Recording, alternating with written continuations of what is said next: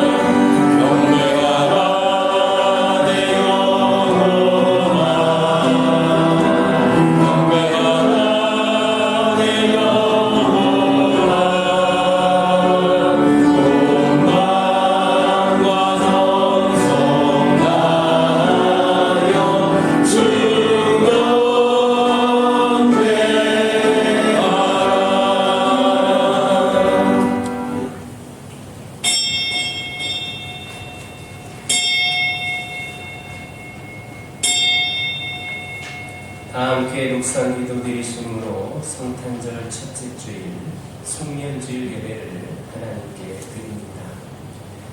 이르시되 때가 찼고 하나님의 나라가 가까이 왔으니 회개하고 복음을 믿으라 하시더라. 2024년 저희에게 고통의 사슬을 끊고 광명의 삶을 살게 하신 하나님, 역사의 주인이신 하나님께서 지난 1년 동안 저희의 영혼과 몸과 마음과 생활을 지켜주시는 은혜를 감사드립니다. 괴롭고 힘들 때, 낙심하여 슬플 때 우리를 지켜주시고 함께 하셔서 넘어지지 않도록 인도해 주셨습니다. 한 해를 보내고 새해를 바라보면서 예수 그리스도와 함께 하고자 소망하오니 성령님을 보내셔서 승리하며 사는 능력을 베풀어 주옵소서. 주 예수 그리스도의 이름으로 기원하옵나이다. 모든 것을 멈추고 찬양합니다.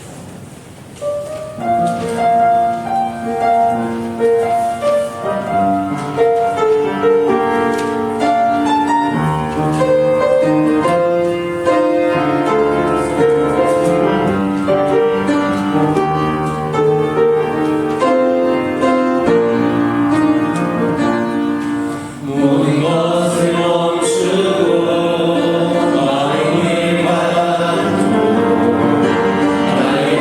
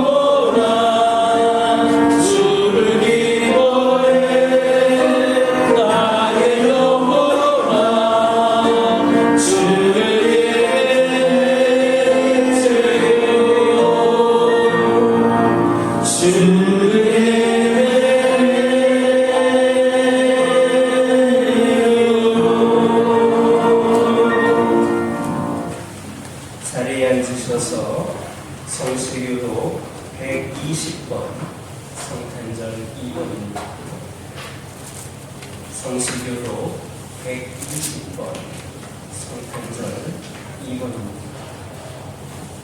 교독하겠습니다.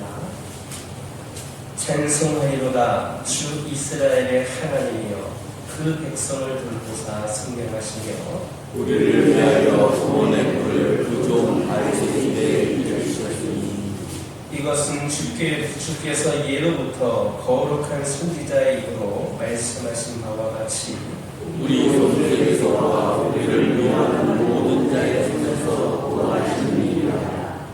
우리 조상을 긍휼히 여기시며 그 거룩한 언약을 기억하셨으니 곧 우리 조상 아브라함에게 하신 맹세라. 우리가 원수의 손에서 건지심을 받고 종신토록 주의 앞에서 성결과 어리고 두려움이 없이 섬기게 하리라 하셨다.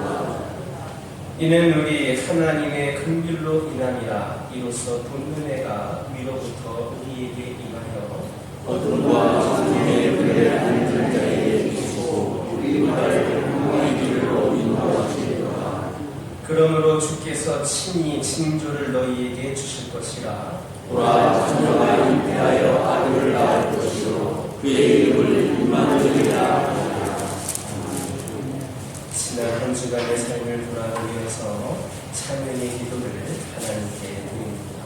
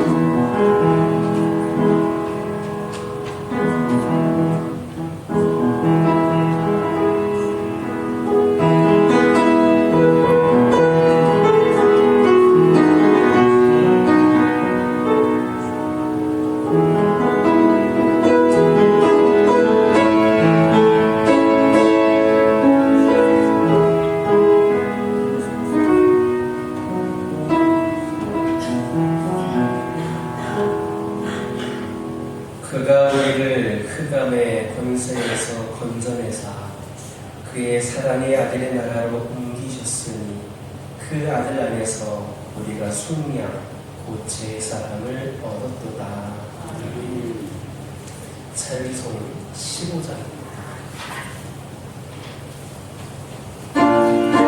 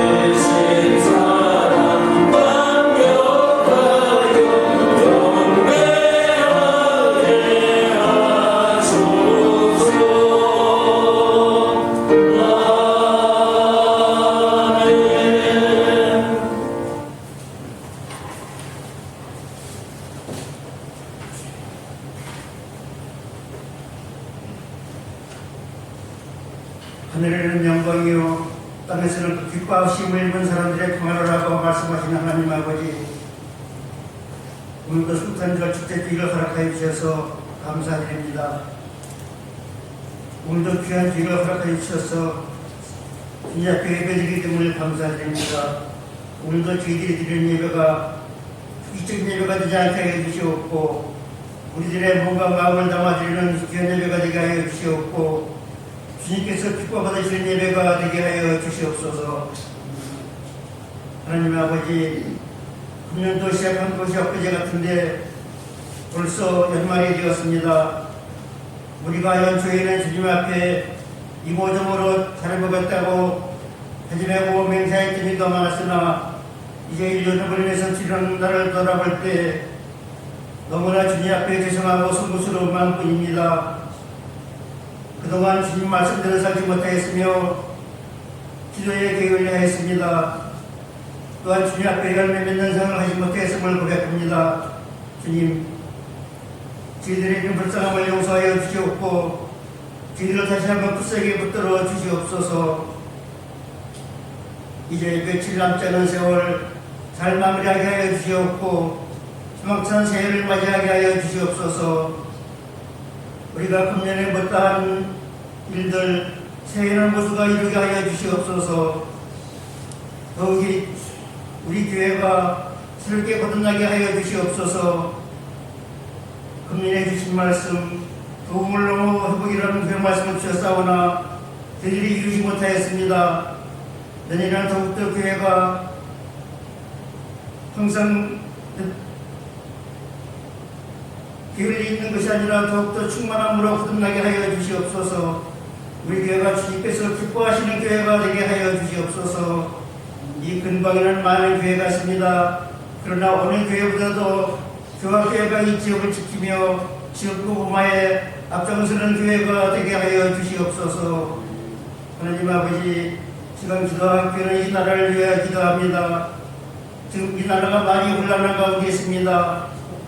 정부가 있어도 무정부 상태인 것 같습니다. 그냥 정치인들이 처음에는 이 나라를 위하고 국민을 위하며 살겠다고 하였으나 그들이 그러한 구원은 어디 가고 오로지 자기들의 정권자에게만 욕심이 차있고 혈안이 되었습니다. 주님, 그들을 불쌍히 여겨주시옵소서. 이 나라가 이러한 혼란 가운데 다시금 평안을 찾게 하여 주시옵소서. 주님께서 지금까지도 이 나라를 지켜주셨던 것처럼 다시 한번 이 나라를 쉽게 붙잡아 주시옵소서. 이 나라가 정치가 많은 국민들부터 유명을 받고 있습니다. 다시금 평온을 찾아서 이 나라의 경제가 살아나게 하여 주시옵고, 우리나라의 외국으로부터 많은 신용도가 떨어집니다. 다시 한번 그 신용도를 회복하게 하여 주시옵소서. 이는 우리 모두가 불찬 비전합니다. 우리 모두가 더욱더 주님 앞에 간절히 기도하고 이 나라를 위하여 기도할 수 있는 자들 다 되게 하여 주시옵소서. 하나님 아버지, 시간 동안 귀한 주님의 말씀을 들으려고 합니다. 말씀을 전하신 목사님이 오니까는 더욱더 강건함으로 붙들어 주시옵고 과연도 늘 지켜 주시옵소서. 이 시간도 귀한 말씀을 전하실 때에 그 말씀이 살아있는 말씀이 되게 하여 주시옵고 우리 모두에게 큰 은혜의 말씀이 되게 하여 주시옵소서. 거기 말씀의 은혜가 있게 하여 주시옵고 말씀의 능력이 나타나게 하여 주시옵소서. 우리 모두가 말씀을 들을 때에 주님 만나는 귀한 시간 되게 하여 주시옵소서. 행여나 한 분명이라도 한쪽 귀를 듣고 한쪽 귀를 흘리는 어리석은 자가 되지 않게 하여 주시옵고 항상 마음속 깊이 간직하고 앞으로 한쪽으로 살아갈 때도 늘 말씀을 묵상하고 말씀에 의지하여 살아가는 이들 다 되게 하여 주시옵소서. 이 시간도 부족한 중이 입술의 두뇌에 미처 알리지 못한 것도 많사오나 주님께서는 모든 것을 다 하시겠사오니 모든 것이 주님의 뜻대로 이루어지게 하여 주시옵소서. 남은 시간도 악한 마귀 틈타지 않도록 하여 주시옵고 우리 주님께서만이 홀로 영광 받아주시는 귀한 예배가 되게 하여 주시옵소서. 하나님 아버지, 오늘도 이 예배를 위하여 알게 모르게 봉사한 손길들 많이 있습니다. 주님께서 그 손길들을 기억하여 주시옵고 더욱더 충만한 것으로 채워주시옵소서. 또한 그들이 봉사를 할 때 더욱더 기쁨 있게 하여 주시옵고 봉사 자체가 예배가 되게 하여 주시옵소서. 또한 이 교회에 더욱더 많은 숨은 봉사들이 나타나게 하여 주시옵소서. 이 모든 말씀을 이 땅에 평화의 왕으로 오신 예수님의 이름 받들어 감사하며 기도드리옵니다.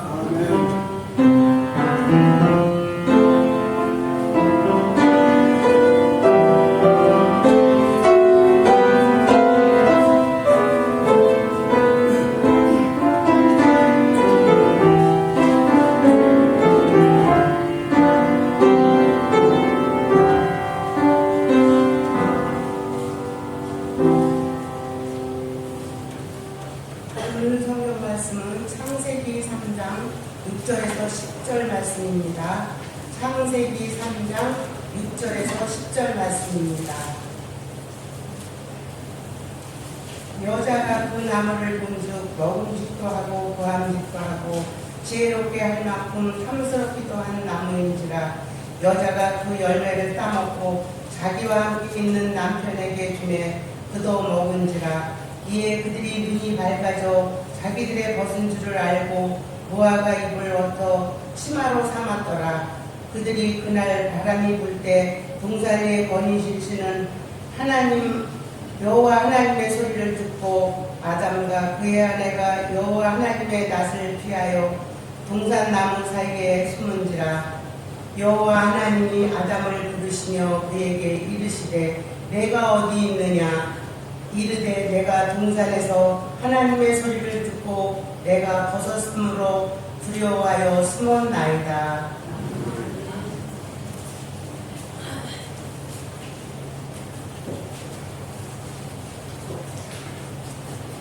304장입니다.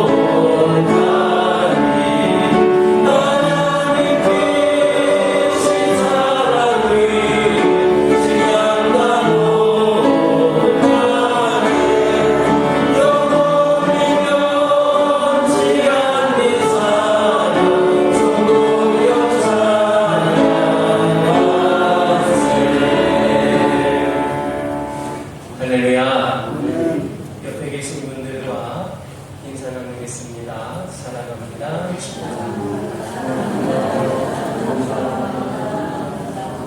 다시 한번 인사 나누겠습니다. 오늘도 은혜 많이 받으시기 바랍니다.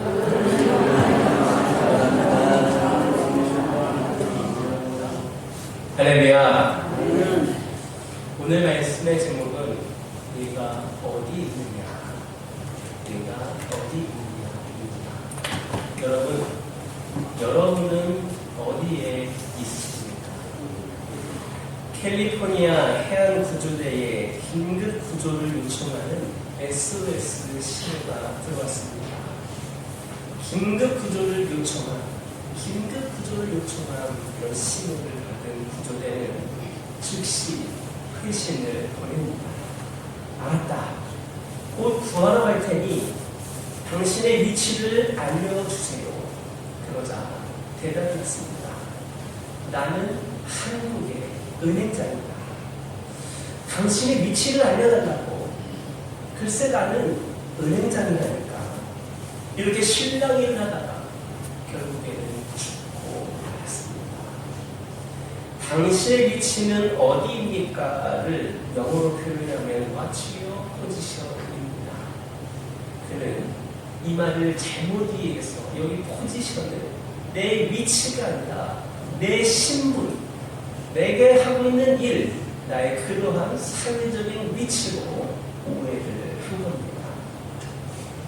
여기에서 말씀드렸던 것처럼 위치, 포지션은 사회적 신분을 의미하는 게 아닙니다.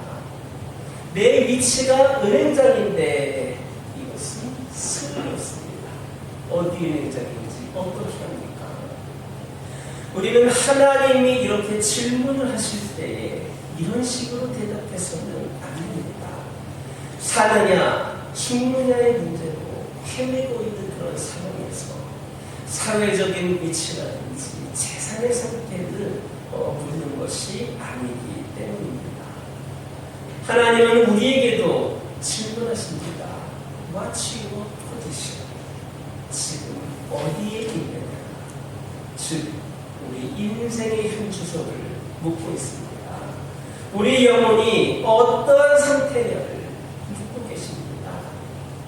우리는 이 음성을 들어야 합니다. 그리고 하나님이 기대하시는 대답을 해야 합니다. 내가 여기 있나? 하나님이 어디 있느냐 물으실 때에 내가 여기 있나이다. 이렇게 대답을 해야 합니다. 이제 한 해가 지나가고 얼마 남지 않았습니다. 우리는 나름대로 더 나은 삶을 위하여서 달려왔습니다. 그러나 우리가 잊지 말아야 될 것은 내 위치를 확인하는 겁니다. 항해하는 선박들이 항해 도중 위치 확인을 소홀히 한 까닭에 암초에 부딪혀서 파손을 하게 되는 그런 경우가 많이 있습니다. 항공기도 마찬가지입니다. 위치를 잘못 확인하게 되면 다른 나라의 영공에 침범하여서 공격을 받아 폭발을 당할 수도 있습니다. 그러므로 위치를 확인하는 것은 너무나도 중요합니다. 신앙도 마찬가지입니다. 세심한 마음으로 우리의 영혼의 위치를 점검하는 노력이 꼭 필요하다라는 말씀입니다. 오늘 본문 9절을 보면 하나님께서 네가 어디 있느냐? 네가 어디 있느냐를 물으십니다. 에덴에서 살던 아담과 하와가 뱀의 유혹을 받아서 하나님이 금지하는 선악과를 따먹었습니다. 그로 인하여 아담과 하와는 하나님의 낯을 피하여 숨었습니다.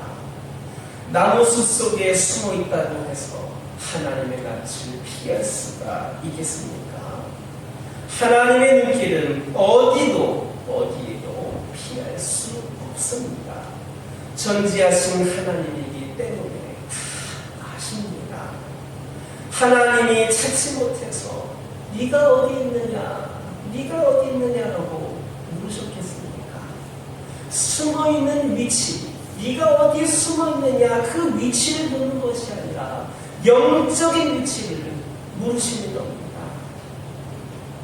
여러분, 아담과 하와가 있어야 할 위치는 하나님 앞이었습니다.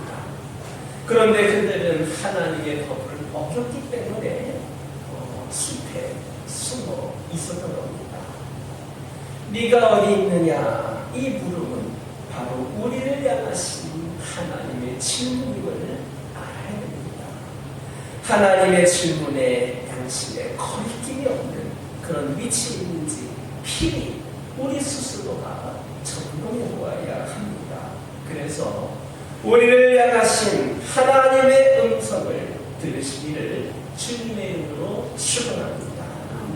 그렇다면 네가 어디 있느냐 물으시는 이 음성의 의미는 뭐냐?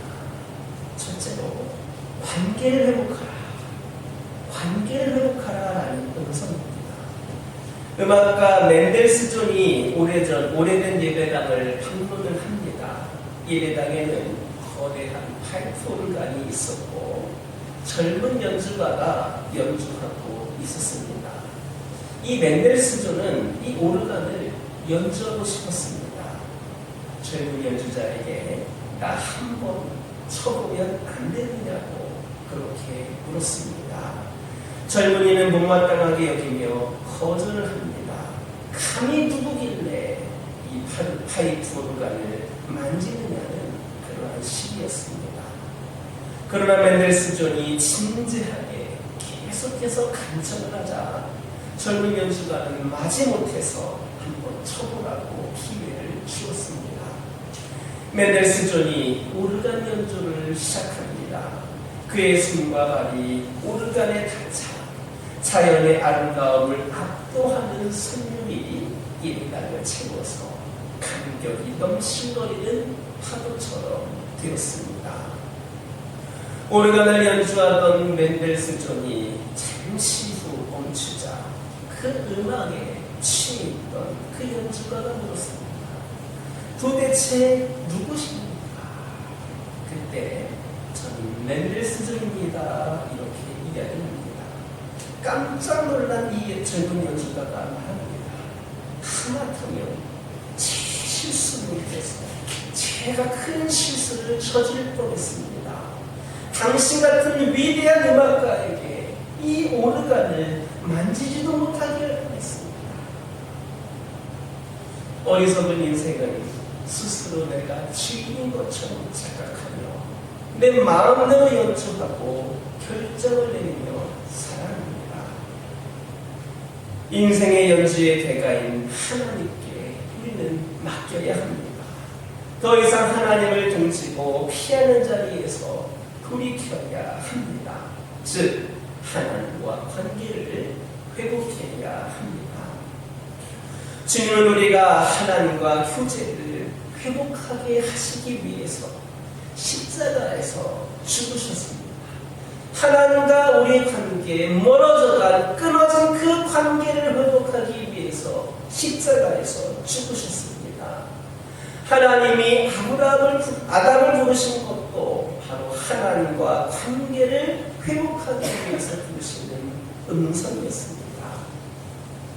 하나님, 네가 어디 있느냐 이렇게 부르시는데 바로 관계를 회복하고 교제를 원하고 있음을 의미합니다.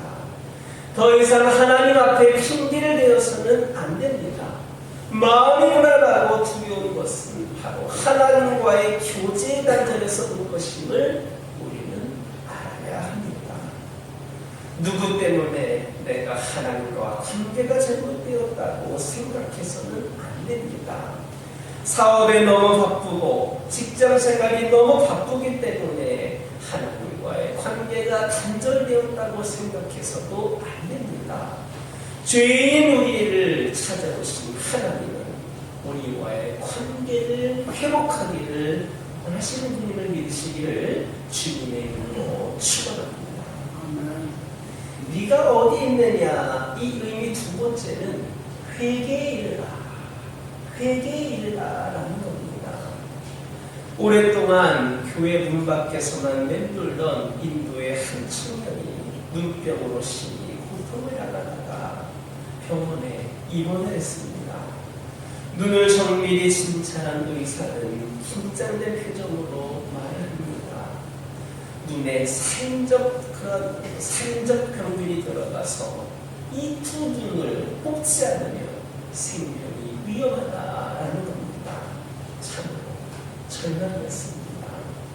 청년이 아픔과 번민으로 몸부림치고 있는데 그리스도의 친구가 찾아와서 마지막으로 하나님께 매달려보라고 권고합니다. 절망적인 상황에서 무슨 말인 듯 못하겠습니까? 그 친구와 함께 교회 나가서 기도를 했는데 참으로 염치가 없었습니다. 그토록 예수를 믿으라고 할 때에는 끄떡 구하지 않던 사람이 죽게 되자 죽음을 앞에 두자 살려달라고 애원을 하고 있으니 얼마나 염치가 없습니까? 그런데 그가 완악했던 마음부터 회개하기 시작하자 기도의 문이 열려서 모든 것을 철저하게 회개하게 되었습니다. 그는 울고 꼭 울었습니다. 얼마나 많은 눈물을 흘렸는지 눈이 다 퉁퉁 부을 정도였습니다. 다음 날 홀가분한 마음으로 청년은 수술대에 올랐습니다.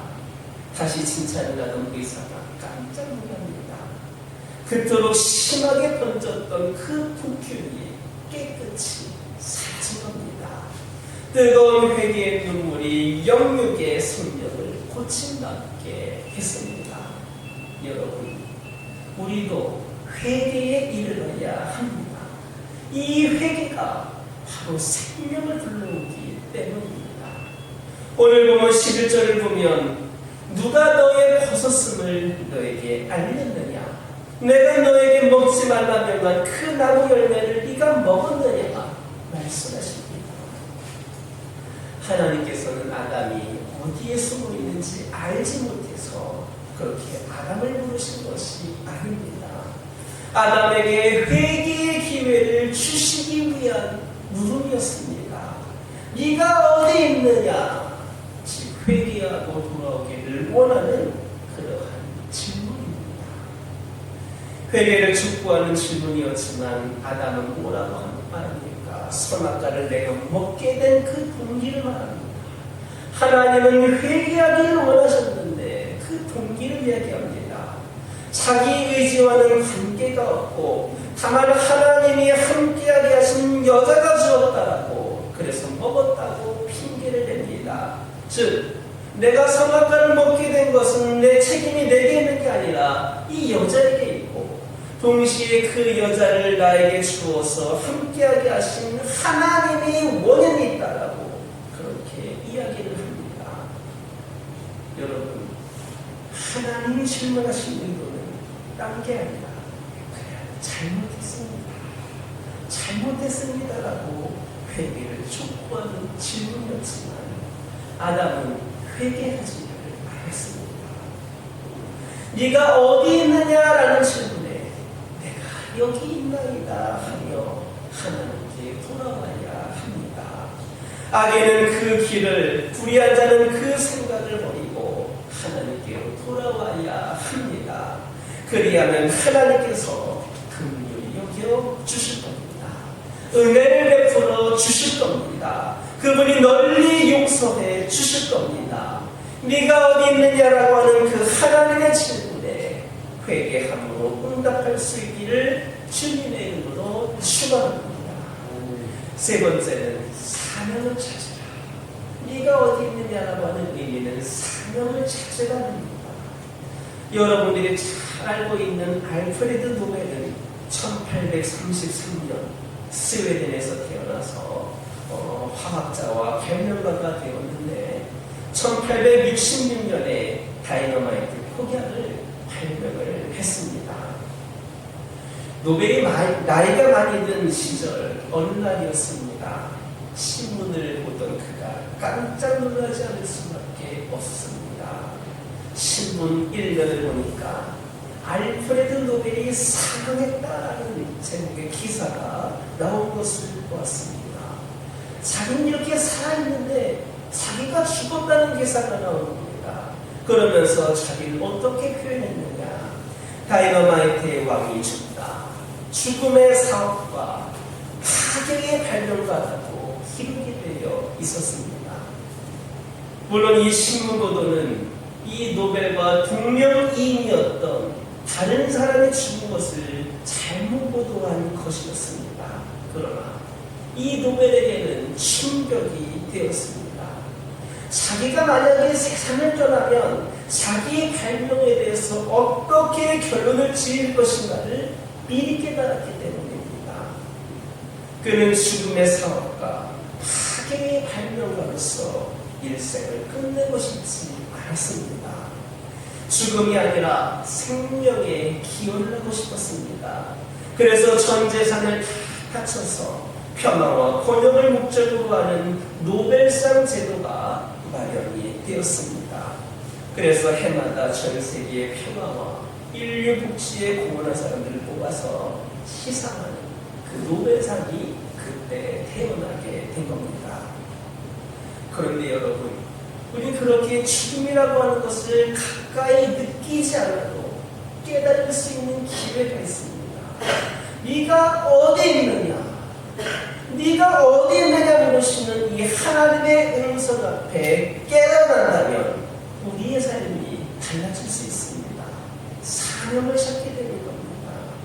하나님의 질문은 아담을 새롭게 출발시키기 위한 음성이었습니다. 아담은 하나님의 뜻을 거스렸으나 그 결과로 새로운 사명의 기회를 가지게 되었습니다. 저물어가는 한 해의 길목에서 여러분 석양을 한번 생각해 보시기 바랍니다. 요즘 저녁에 석양을 보면 얼마나 아름다운지 모릅니다. 그런데 여러분, 석양을 사랑하는 이유는 해 때문이 아니라 석양 속에 새벽에 떠오르는 태양이 감추어져 있기 때문입니다. 석양 속에 담긴 강렬한 새벽 태양을 바라볼 수 있는 눈을 숨는 사람이 행복한 사람입니다. 지는 해를 붙잡을 수 없듯이 흐르는 세월을 붙잡을 수 없습니다. 세월은 우리를 기다려주지 않습니다. 그러나 우리가 할 수 있는 일이 있습니다.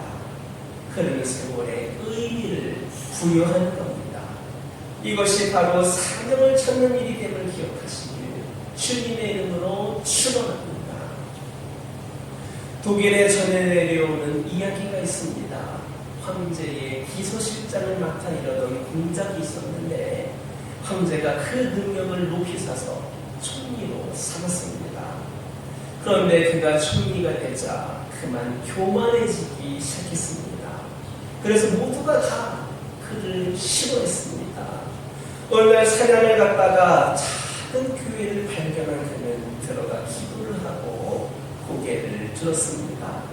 그 순간 십자가 앞에 빛과 함께 3이라고 하는 숫자, 그는 그것이 무엇을 의미하는가를 생각하다가 자기에게 남겨진 날이 3일밖에 없다는 것으로 해석을 하고 이 남겨진 3일 동안 천사처럼 살았습니다.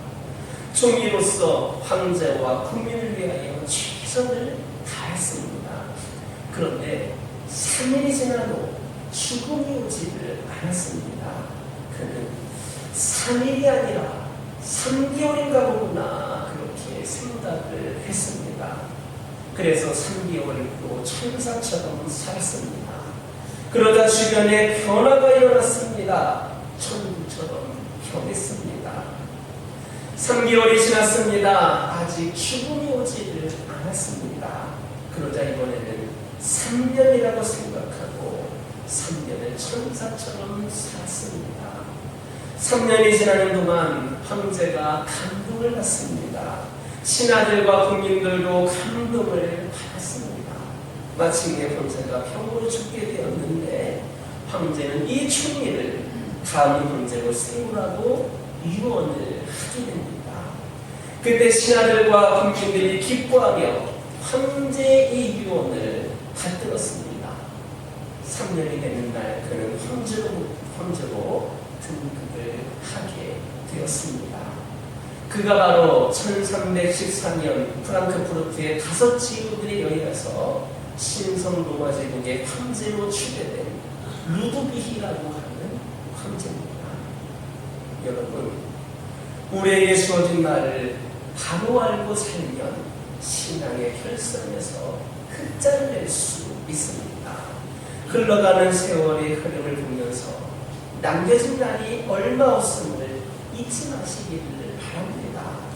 마지막 주일에 네가 어디 있느냐는 이 하나님의 음성에 여러분들 귀를 기울이시기 바랍니다. 모름지기 회개를 통하여 하나님과의 관계가 회복이 되고 다시금 사명을 찾으라는 그 음성으로 받아들여서 새해를 준비하는 복된 성도들이 저와 여러분이 되기를 주님의 이름으로 축원합니다. 기도하겠습니다. 사랑의 하나님, 오늘 저희에게 말씀하십니다. 네가 어디 있느냐, 네가 어디 있느냐. 이 음성에 귀를 기울이게 하여 주시고 우리가 어디에 있는지, 영적으로 어떤 위치에 있고 우리가 어떤 할 만한과의 관계가 어떤 상황에 있는지를 깨달아 알게 하여 주시고 그 관계를 회복하기 위하여 노력하는 저희들이 되게 하여 주옵소서. 회개함으로 관계가 회복이 되게 하여 주옵소서. 그리하여서 하나님이신 그 사명을 찾음으로 말미암아 올바른 위치에 설 수 있는 저희 모두가 되게 하여 주시고, 그리하여서 우리의 삶의 마무리가 우리 하나님께 인정받고 칭찬드릴 수 있는 귀한 영혼들이 되게 하여 주옵소서. 예수님의 이름으로 기도드립니다. 봉헌 찬송 310장입니다.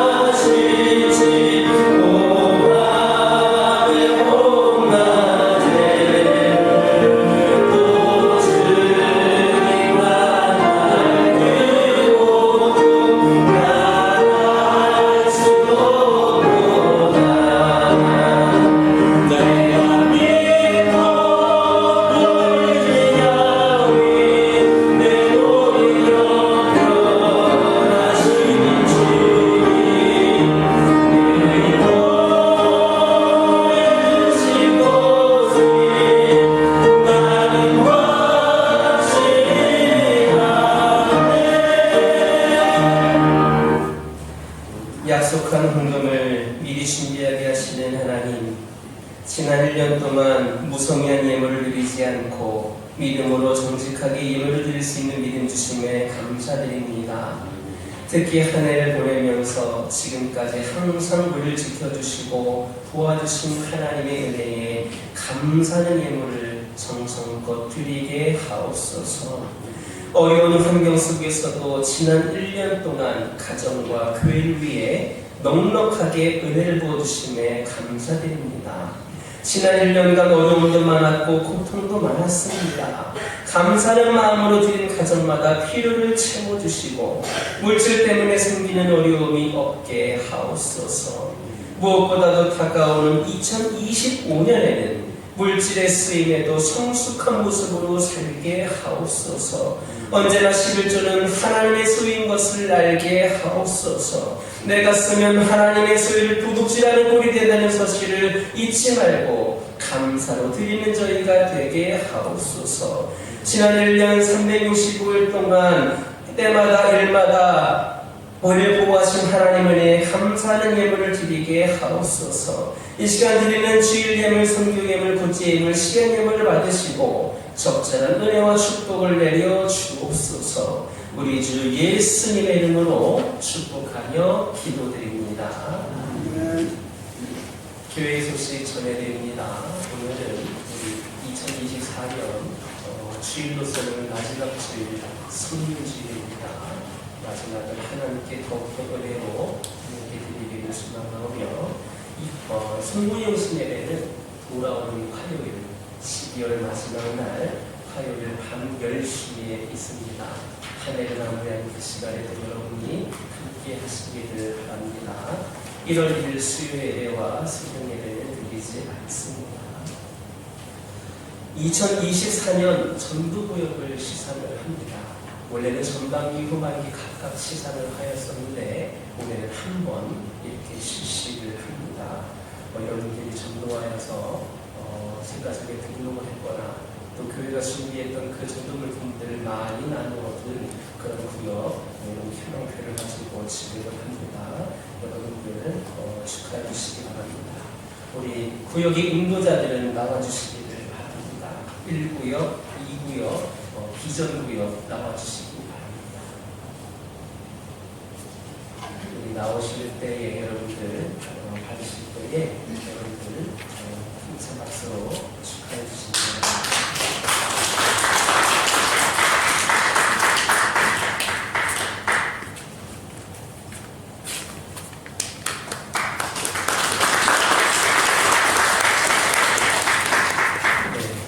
시상은 구역 지원금을 드렸는데 연말 모임하시면서 우리 구역을 위해서 여러분들 참여하시길 바랍니다. 내년에도 더 많은 전도의 열매를 내는 우리 교화교회가 되기를 주님의 이름으로 축원합니다. 교회 달력 여러분들 가져가시고 전도용으로 또 아이들 교회 필요한 분들에게 마음껏 나눠주시길 바랍니다. 모임 안내입니다. 여러분 주변에 광고가 나와 있는데 일정이 좀 수정이 되었습니다. 2024년 감사는 토요일 오후 2시로 되어 있는데 하루 늦춰서 주일 오후 예배 후로 변경을 하도록 하겠습니다. 주부의 지면이 부족해서 제가 넣진 않았는데 감사위원으로는 우리 홍순신 장로님과 청명식 장로님께서 감사위원이십니다. 그리고 예결위원회도 감사가 하루 늦춰졌기 때문에 주일 오후에 감사 후에 진행을 합니다. 여러분들 참고해 주시고 예결위원회 위원은 누구냐? 당회원들과 재직 부서장들 그리고 남녀신도 회장 그리고 재정부 회계까지가 바로 예결위원들이십니다. 여러분들 모두가 빠짐없이 참석하셔서 내년 계획을 하는 데에 여러분들이 함께해 주시기 바랍니다. 목회 일정은 주보를 참고해 주시기 바랍니다. 옆에 계신 분들과 인사 나누겠습니다. 항상 건강하시기 바랍니다. 행복하시기 바랍니다. 한 해 마무리 잘 하시기 바랍니다. 다 같이 일어서셔서 주기도문 성으로 하나님께 영광을 드립니다.